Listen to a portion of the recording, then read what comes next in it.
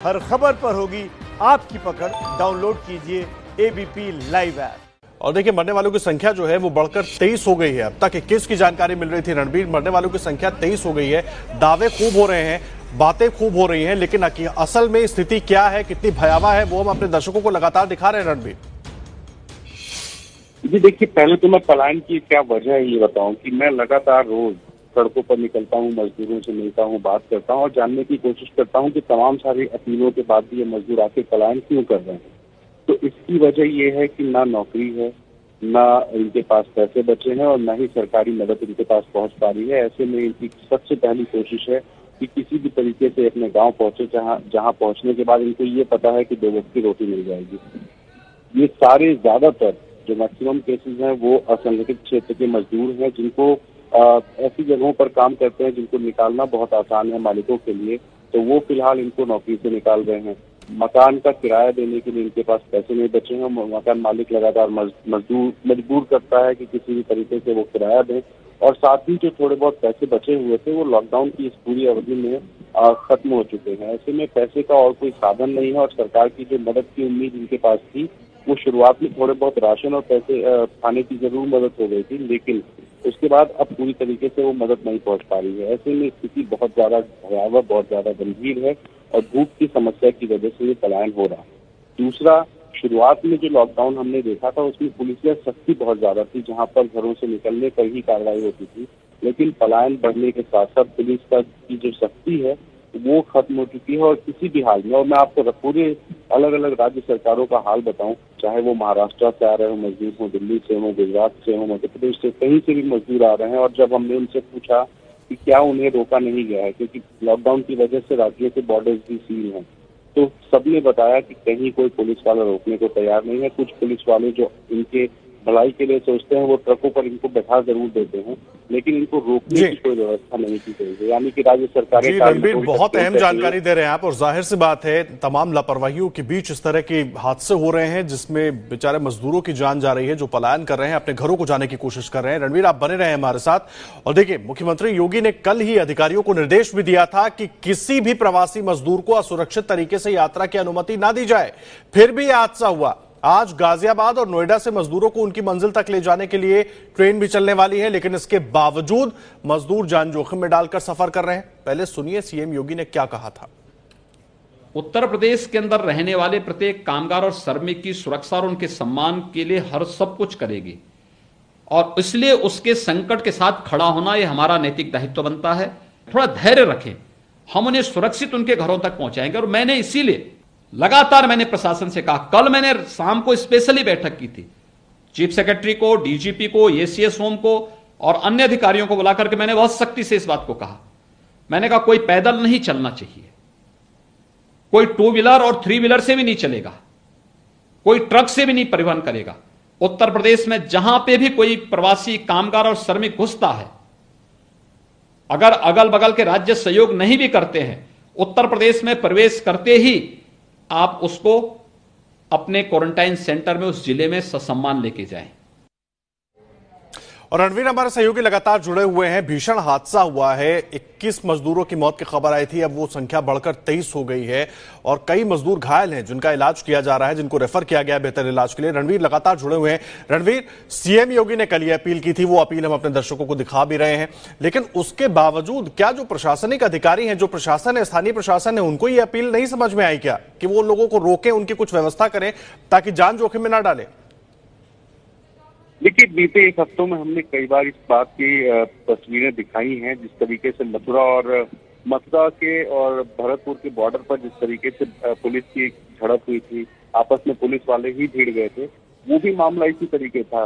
राजस्थान में रहने वाले कुछ मजदूर थे जो उत्तर प्रदेश आ रहे थे और राजस्थान पुलिस बैरिकेडिंग हटाने की कोशिश कर रही थी, जहाँ उत्तर प्रदेश सरकार ने की तरफ से जो पुलिस वाले मौजूद थे उन्होंने विरोध किया था। ये जो कोशिशें हैं, ये कोशिशें अपने राज्यों से मजदूरों को दूसरे राज्यों में भेजने की है और इसी वजह से ज्यादातर जो मजदूर हैं वो जहां रह रहे हैं वहां क्वारंटाइन नहीं किए जा रहे हैं, बल्कि मूव कर रहे हैं। और इसी श्रृंखला में अभी दिल्ली से देखिए जो मजदूर हैं गोरखपुर जाने के लिए ट्रकों में बैठ के निकले थे। जी रणवीर, मैं बीच में आपको रोक रहा हूं। घटनास्थल से जो तमाम लोग वहां पर मौजूद हैं कुछ कह रहे हैं, एक बार सुनवाते हैं।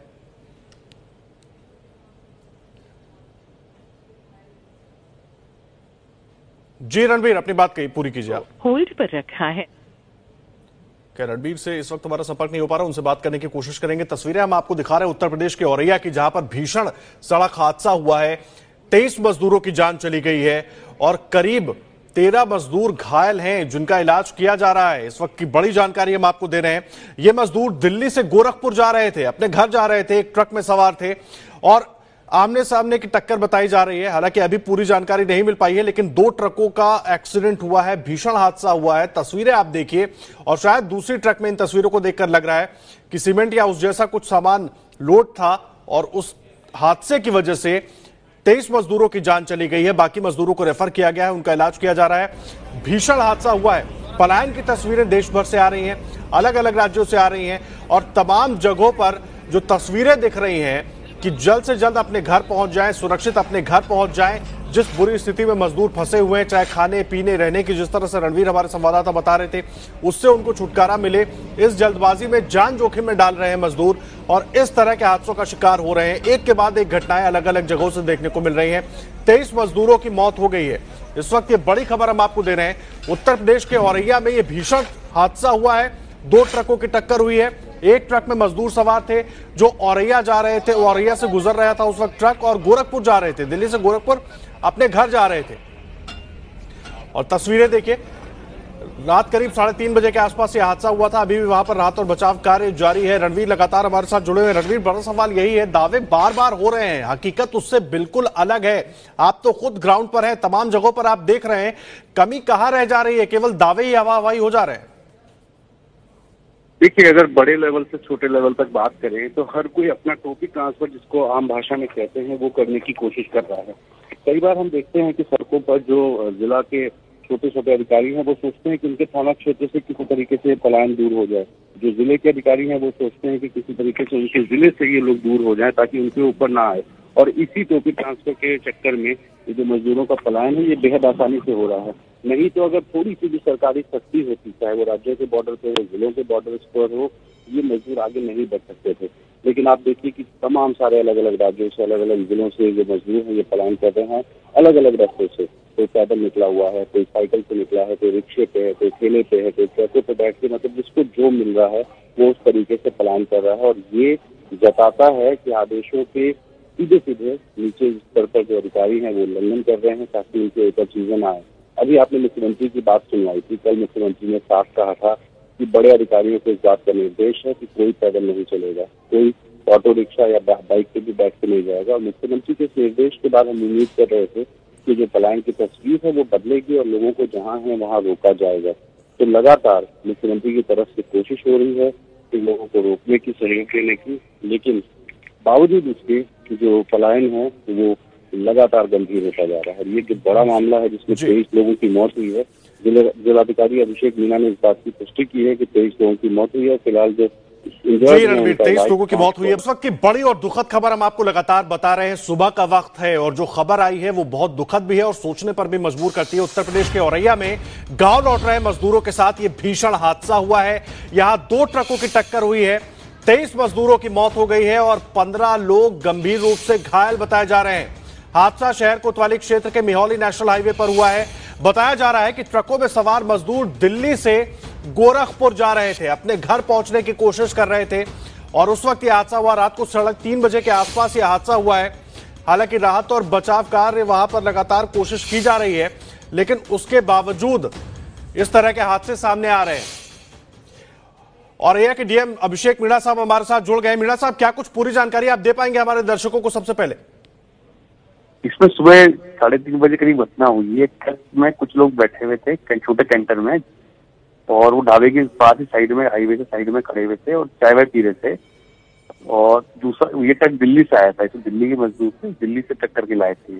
दूसरा ट्रक राजस्थान साइड से आया था और उसमें चूने के काफी बोरे थे और ऊपर कुछ कुछ लोग बैठे हुए थे। वो ट्रक पीछे से आके दूसरे ट्रक से टक्कर मार दी। शायद जो ड्राइवर चला रहा था दूसरा, एक ट्रक खड़ा, दूसरे ड्राइवर को शायद झपकी आई होगी या क्या रहा, उससे पीछे से उसने जाके टक्कर मारी। इस कारण से इतना ज्यादा मतलब नुकसान हुआ है मानव हानि में। अभिषेक जी, ये बताइए, कल ही मुख्यमंत्री आदित्यनाथ ने ये अपील की थी कि जो मजदूर जहां पर है उसको वहीं पर रोका जाएगा और बाद में उसको घर पहुंचाने की व्यवस्था की जाएगी, उसको रोककर वहीं रखा जाएगा, खाने पीने की व्यवस्था की जाएगी ताकि सुरक्षित तरीके से वो घर पहुंच सके। उसके बाद भी प्रशासन को क्या इसकी जानकारी नहीं थी कि मजदूरों को रोका जाए? हाईवे से इतनी बड़ी संख्या में मजदूरों का पलायन अभी भी जारी है। इसको मैं दिखवा रहा हूँ, बाकी सबका तो हम बसों से भेज रहे हैं, एक आध ऐसे वो मैं दिखवा रहा हूँ इस चीज को। नहीं, ये बड़ी घटना है, इस पर प्रशासन की जिम्मेदारी तो बनती है। ठीक है, मैं देखता हूँ। जी, अभिषेक मीणा को आप सुन रहे थे, औरैया के डीएम है और इनका कहना है कि हम इस घटना को दिखवा रहे हैं।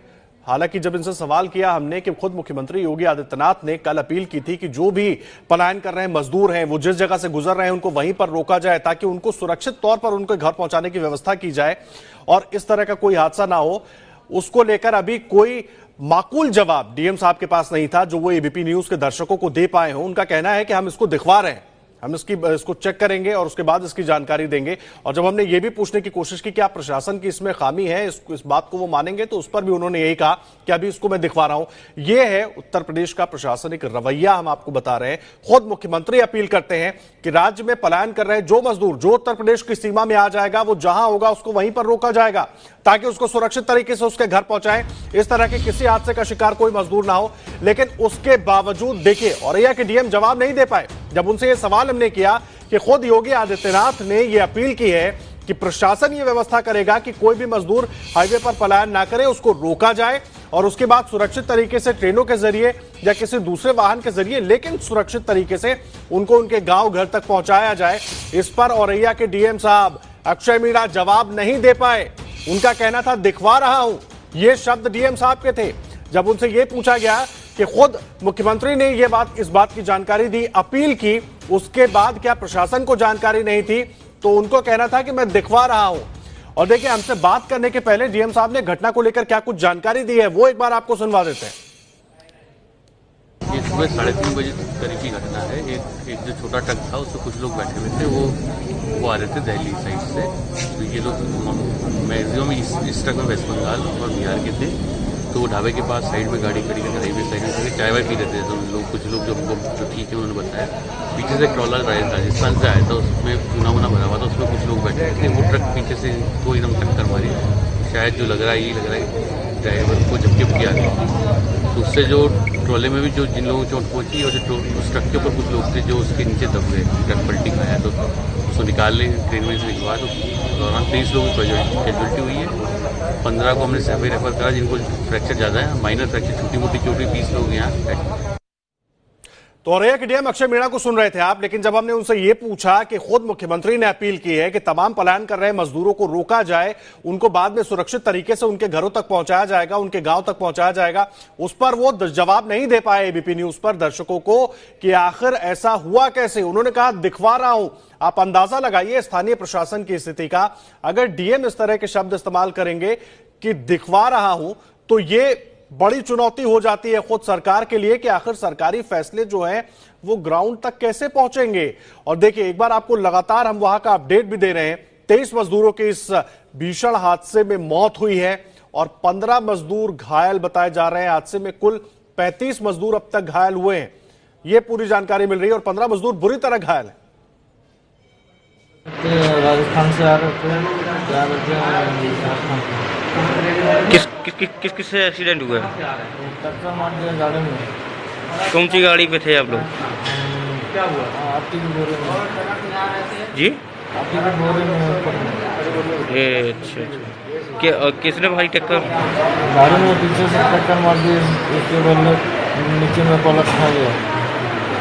उस ट्रक में कितने लोग बैठे हुए थे आप? 40-25। देखिए, आप पीड़ित की बाइट सुन रहे थे जो इस दुर्घटना में घायल हो गए थे, और लगातार केवल दावे हो रहे हैं कि मजदूरों को पहुंचाने की व्यवस्था की जा रही है। खुद अब मुख्यमंत्री ने कल अपील की कि जो उत्तर प्रदेश की सीमा में आ जाएगा उसको हम रोक लेंगे, जहां होगा वहीं रोक लेंगे, स्थानीय प्रशासन व्यवस्था करेगा, उसको सुरक्षित तरीके से घर पहुंचाने की कोशिश करेंगे, उसको ट्रेन के जरिए घर पहुंचाएं।